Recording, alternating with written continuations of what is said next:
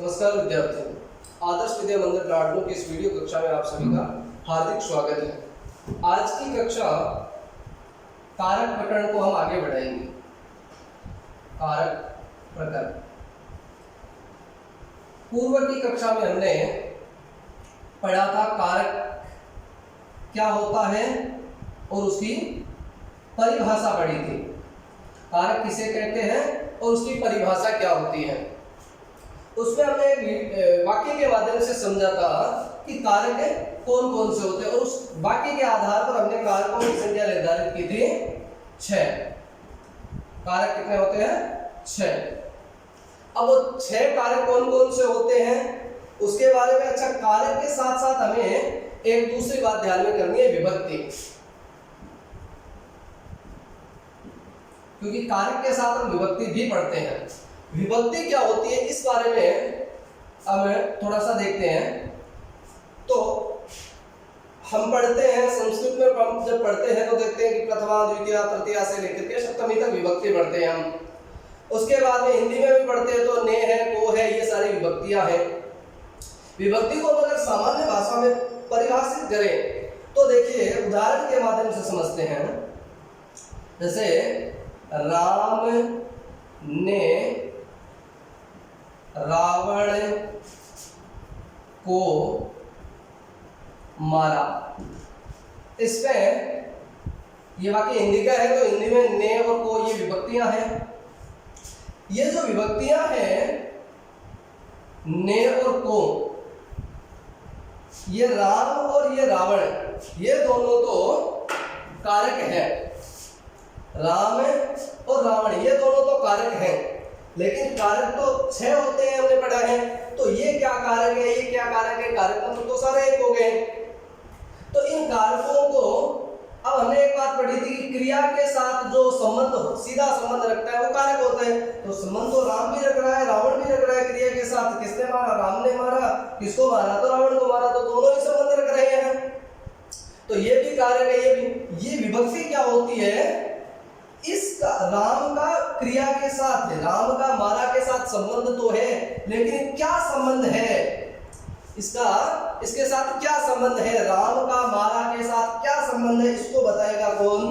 ये ने विभक्ति। रावण का मारा के साथ संबंध है, लेकिन क्या संबंध है वो कौन बताएगा? ये को बताएगा। तो अब ये ने बता रहा है कि राम का इस मारा के साथ क्या संबंध है। तो आप पता करेंगे कि भाई क्या संबंध है, तो सीधी सी बात हमारे ध्यान में आएगी कि ने जो विभक्ति है वो कर्ता संबंध को दर्शाती है। इसका मतलब क्या है कि राम कर्ता है। को विभक्ति कर्म कारक को दर्शाती है। इसका मतलब क्या है? रावण का मारा क्रिया के साथ किस बात का क्या संबंध है? कर्म का संबंध है। तो विभक्ति हम किसको कहेंगे? कि कारक का क्रिया के साथ क्या संबंध है इसको जो प्रदर्शित करती है वही क्या होती है? विभक्ति। तो ये बात विभक्ति के बारे में। तो विभक्तियां संस्कृत में कितनी होती है? 7। विभक्तियां संस्कृत में कितनी होती है? 7। और कारक कितने होते हैं? 6। ये दो बात क्लियर है। अब विभक्तियां 7 कौन कौन सी होती है वो हम सबको पता है, क्योंकि हम शुरू से ही पढ़ते आ रहे हैं। प्रथमा द्वितीया तृतीया चतुर्थी पंचमी षष्ठी सप्तमी। अब कारक 6 कौन कौन से होते हैं तो उसके लिए एक सामान्य सा श्लोक है। कर्ता कर्म च करणं च संप्रदानम तथैव च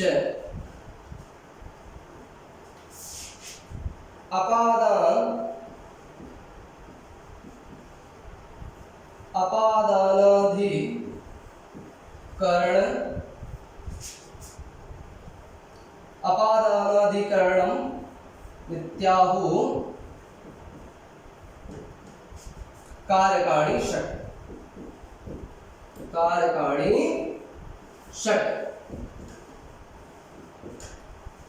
कर्ता कर्म करण संप्रदान अपादान और अधिकरण 1 2 3 4 5 और ये 6, ये 6 क्या है?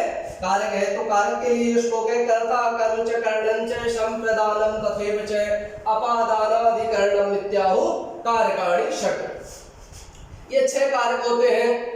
अब प्रत्येक कारक के लिए एक विभक्ति निर्धारित है। हिंदी विभक्ति भी है और विभक्ति का अर्थ हमने पढ़ा कि विभक्ति मतलब क्या है? ये कर्ता कारक है तो ये कर्ता है, इसको बताने के लिए क्या है? विभक्ति ही तो बताएगी कि ये कर्ता कारक है। सारे कारक हैं, इनमें से कौन सा जो कारक है वो कर्म है, कौन सा शब्द है वो कर्म कारक है, कौन सा शब्द करण कारक है, ये बताने के लिए विभक्ति बताएगी। तो प्रत्येक कारक के लिए एक विभक्ति निर्धारित है। अस्तु कर्ता कर्म च करणं च संप्रदानं तथैव च अपादानाधिकरणं इत्याहु कारकाणि षट्। ये कारक के संबंध में श्लोक है। अब जो 6 कारक है,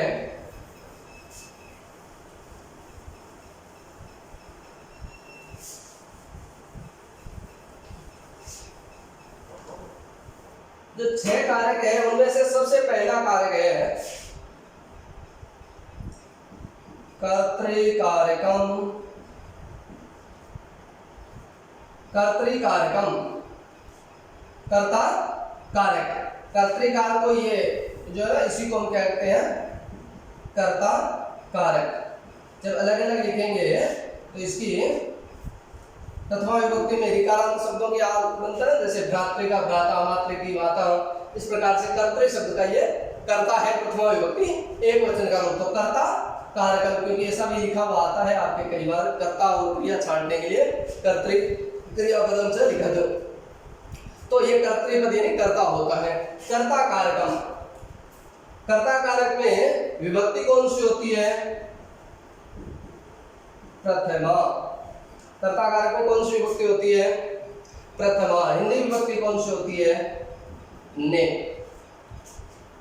देखिए प्रथमा विभक्ति, ये कर्ता जहां पर भी होगा, एक इसमें और बात जुड़ेगी कि अगर वाक्य कर्तृवाच्य का है तो प्रथमा विभक्ति तो निश्चित रूप से रहेगी, लेकिन ने इसका होना अनिवार्य नहीं है कि भाई ने हो तभी करता है। जैसे उदाहरण के लिए मैं आपसे एक वाक्य लिखूं, राम बाजार जाता है। राम बाजार जाता है, या जाने की क्रिया करने वाला करता है राम, लेकिन इसके बाद में कोई नहीं लगा हुआ है क्या? कुछ नहीं लगा हुआ है, नहीं लगा हुआ है, तो इसका मतलब ये थोड़ी कह सकते हैं कि ये कर्ता नहीं है, कर्ता तो है ही है। इसके बाद में नहीं लगा हुआ, तो साधारण सी बात हमें याद रखनी है, कर्ता की पहचान हम सीख जाएंगे, कर्ता की परिभाषा सीख लेंगे तो हम कर्ता पहचानना सीख जाएंगे। हाँ, संस्कृत में इसमें निश्चित रूप से प्रथमा विभक्ति ही होगी। अगर हम कर्ता के अनुसार क्रिया लिखेंगे, कर्तृवाचक वाक्य लिखेंगे तो इसमें प्रथमा विभक्ति ही होगी। लेकिन हिंदी में कोई आवश्यकता नहीं है कि ने आएगी। हिंदी में जहां वर्तमान का वाक्य होगा, वर्तमान काल का और भविष्य काल का, वर्तमान और भविष्य काल के वाक्यों में ने नहीं आता है। वर्तमान काल और भविष्य काल, जैसे राम बाजार जाता है ये वर्तमान काल का है, और इसी में राम बाजार जाएगा ये भविष्य काल का हो जाएगा। इन दोनों ही वाक्यों में ने नहीं लगता है। ने भूतकाल के कुछ वाक्यों में ने लगता है, बाकी वर्तमान और भविष्य काल के वाक्यों में ने नहीं लगता है। तो हर जगह ने आवश्यक नहीं है। तो कर्ता कारक प्रथमा विभक्ति ने जो होता है वो हिंदी में चिन्ह होता है, हिंदी में विभक्ति होती है, संस्कृत में प्रथमा विभक्ति या प्रथमा चिन्ह होता है। बात करें हम कर्ता की, तो कर्ता क्या होता है? कर्ता के लिए परिभाषा मिलती है स्वतंत्र कर्ता। स्वतंत्र कर्ता, कर्ता क्या होता है? स्वतंत्र। स्वतंत्र का मतलब यहां पर यह है कि जो कार्य करने के लिए स्वतंत्र है, जो स्वतंत्र रूप से काम कर सकता है। जैसे हमने वाक्य लिखा था कि राम बाजार जाता है, राम इस काम को करने के लिए स्वतंत्र है, स्वतंत्र है। राम के जचे तो वो विद्यालय जाए, सॉरी बाजार जाए, और उसकी इच्छा नहीं हो तो नहीं जाए, यानी वो काम करने के लिए स्वतंत्र है। तो जो काम करने के लिए स्वतंत्र होता है वही क्या होता है, कर्ता। और कर्ता कारक में कौन सी, संस्कृत में कौन सी विभक्ति लगती है, प्रथमा, और हिंदी में ने। तो स्वतंत्र कर्ता, तो कर्ता जब काम करने के लिए साधारण भाषा में कहे तो कर्ता का मतलब क्या होता है, क्री धातु से त्रिच प्रत्यय करके तो कर्ता बनता है। कर्ता का कोई अर्थ पूछे तो क्या होता है, हिंदी अर्थ क्या होता है, करने वाला। हिंदी अर्थ क्या होता है कर्ता का, करने वाला, यानी जो भी क्रिया करने वाला है उसको क्या कहेंगे, हमें कर्ता कहेंगे। तो साधारण अर्थ में हम कहें तो कर्ता क्या होता है, जो क्रिया को पूर्ण करता है, क्रिया को संपादन करता है, वही क्या है, कर्ता होता है। जैसे मैं लिखूं बालक पढ़ता है, बालक पढ़ता है, तो ये बालक जो है वो एक तरह से कहे तो स्वतंत्र है पढ़ने के लिए, पठन क्रिया के लिए बालक स्वतंत्र है, इच्छा हो तो पढ़े अन्यथा न पढ़े। सामान्यतया वैसे बालक स्वतंत्र नहीं होते हैं, लेकिन है क्योंकि उनको पढ़ने के लिए बिठाया ही जाता है, लेकिन सामान्यतया व्याकरण की इस परिभाषा के अनुसार बालक की इच्छा है कि वो पढ़े या नहीं पढ़े, तो ये पठन क्रिया के स्वतंत्र है, हो सकता है वो खेले। लेकिन दूसरी बात में कहे तो ये पठन क्रिया को करने वाला कौन है, बालक है। ये पढ़ने की काम कौन करेगा, बालक करेगा। तो जो कार्य करने वाला है वही कर्ता होता है, ठीक है। तो स्वतंत्र कर्ता या जो कार्य को संपन्न करने वाला होता है वही कर्ता होता है। और कर्ता कारक में प्रथमा विभक्ति और हिंदी में ने विभक्ति होती है। जैसे उसके कुछ उदाहरण लिखे, जैसे एक तो ये है बालक पढ़ता है, रमा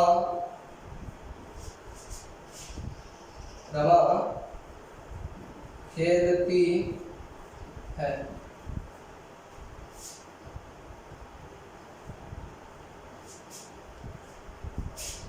फल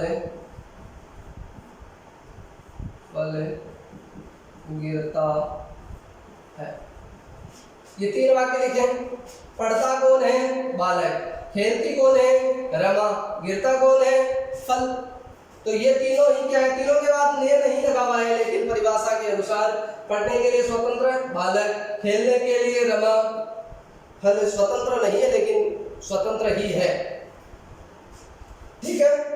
वैसे लौकिक दृष्टि से देखें तो स्वतंत्र नहीं है, लेकिन व्याकरण सम्मत बात यह है कि ये करता ही है। तो इन तीनों में ये काम करने वाले हैं। गिरने का काम फल कर रहा है, खेलने का काम रमा कर रही है, पढ़ने का काम बालक कर रहा है। तो ये तीनों ही क्या है, कारक है। कारक तो पहले से है, लेकिन कौन से कारक है, तो ये है कर्ता कारक। कौन से कारक है, कर्ता कारक। और कर्ता कारक में कौन सी विभक्ति, अब कर्ता को कौन सी विभक्ति है, हम ये कह सकते हैं कि कर्ता का संबंध कारक से, इन बालक का संबंध पढ़ने की क्रिया से कर्ता का है, रमा का इस खेलना क्रिया से कर्ता का संबंध है, फल का इस गिरना क्रिया से कर्ता का संबंध है। इस बात को कौन दर्शाएगा, विभक्ति। कौन सी विभक्ति, प्रथमा। कौन सी विभक्ति, प्रथमा विभक्ति। तो बालक शब्द की प्रथमा विभक्ति बालक है, रमा शब्द की प्रथमा विभक्ति रमा, और फल शब्द की प्रथमा विभक्ति फलम।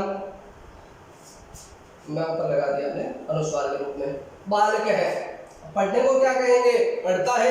कर्ता के अनुसार क्रिया कर्तृ, ये जो हमने कहा है कि कर्ता कारक में प्रथमा विभक्ति होगी, इसके लिए विशेष बात यह है कि कर्ता कारक में प्रथमा विभक्ति कब होगी, जब वाक्य कर्तृवाच्य का होता है। जब वाक्य कर्तृवाच्य का होता है। कर्तृवाच्य का होने का मतलब क्या है, जो हमने एक तरह से सीधी बात कहे तो हमने जो साधारण वाक्य पढ़े हैं, जो हमने साधारण से वाक्य पढ़े हैं, यानी हमें क्या करते हैं, इस कर्ता के अनुसार क्रिया जोड़ते हैं, क्योंकि आगे हम जब वाच्य पढ़ेंगे तब हमें पता चलेगा कर्तृवाच्य के अलावा कर्मवाच्य और भाववाच्य भी होता है। तो कर्मवाच्य में कर्म प्रधान होता है तो उसमें प्रथमा विभक्ति जुड़ जाती है, और भाववाच्य में भाव की प्रधानता होती है तो किसी में प्रथमा विभक्ति नहीं होती है, क्रिया ही प्रधान होती है उसमें। तो कर्मवाच्य की बात नहीं है, केवल कर्तृवाच्य यानी जहां पर कर्ता की प्रधानता होगी, कर्ता के अनुसार क्रिया होगी, यानी ये एक वचन प्रथमा विभक्ति प्रथम पुरुष एक वचन है तो यहाँ पर प्रथम पुरुष एक वचन की जो क्रिया लगेगी उसके अनुसार बात कर रहे हैं, यानी हम साधारण वाक्यों की बात कर रहे हैं सीधी भाषा में कहे तो उसी के अंदर क्या है, कर्ता में प्रथमा विभक्ति लगेगी, कर्मवाच्य में क्या होगी, कर्म में प्रथमा विभक्ति लगेगी। तो बालक है पढ़ता है तो क्या कहेंगे, पठति, बालक है पठति। रमा खेलती, रमा खेलती या क्रीडति, रमा क्रीडति। फल गिरता तो फलम पतति, फलम पतति। तो ये कर्ता के अंदर हमने प्रथमा विभक्ति जोड़ी। अस्तु, इसके अलावा ये तो बात हुई कि कर्ता के अंदर प्रथमा विभक्ति होती है, कर्ता के अंदर प्रथमा विभक्ति होती है। कर्ता के अलावा भी जो प्रथमा विभक्ति, तो सबसे पहली बात है प्रथमा विभक्ति के लिए कि कोई भी शब्द जो हम पारिभाषिक रूप में तो कहे प्रातिपदिक, लिंग, परिमाण, वचन, मात्रा, लेकिन कोई भी शब्द अगर हम लिखते हैं, जैसे मैंने ये लिखा शब्द प्रथमा, ये लिखा कार्यक्रम, ये शब्द हम कोई भी शब्द लिखेंगे, संस्कृत के अंदर कोई भी शब्द लिखेंगे स्वतंत्र रूप से लिखना है। उदाहरण के लिए लिखना है कि संज्ञा किसे कहते हैं, तो संज्ञा की परिभाषा लिख करके हमने लिखा कि संज्ञा इनको संज्ञा कहेंगे, तो वो संज्ञाएं क्या होती है, उसके बाद में जैसे लिखेंगे जैसे बालक, और तो वो सारे शब्द भी क्या है, प्रथमा विभक्ति में लिखे जाएंगे। यानी कोई भी स्वतंत्र जो शब्द लिखेंगे हम, ऐसे ही लिखा है हमने, लिखना है शब्द, तो उसके लिए वो भी क्या है, स्वतंत्र शब्द भी किस विभक्ति में लिखे जाएंगे, प्रथमा विभक्ति में लिखे जाएंगे। अस्तु, तो कोई भी शब्द ऐसे लिखा जाता है वो प्रथमा विभक्ति, कर्तृकारक में प्रथमा विभक्ति, स्वतंत्र ऐसे ही कोई शब्द लिखा जाता है उसमें प्रथमा विभक्ति। अपना नाम बताने के लिए, अपना नाम बताना हो कि मैं ये हूं, तो उसमें भी क्या है, प्रथमा विभक्ति। स्वयं का परिचयात्मक शब्द नाम बताने के लिए भी कौन सी, प्रथमा विभक्ति का प्रयोग होता है। अस्तु, प्रथमा विभक्ति को आगे थोड़ा सा और बढ़ाएंगे, लेकिन आगे की कक्षा में इसको हम और आगे बढ़ेंगे, थोड़ा सा बढ़ेंगे, उसके बाद में द्वितीय विभक्ति पढ़ेंगे। आपको इतनी दूर की प्रथमा विभक्ति समझ में आई है, इस आशा के साथ हरिओम।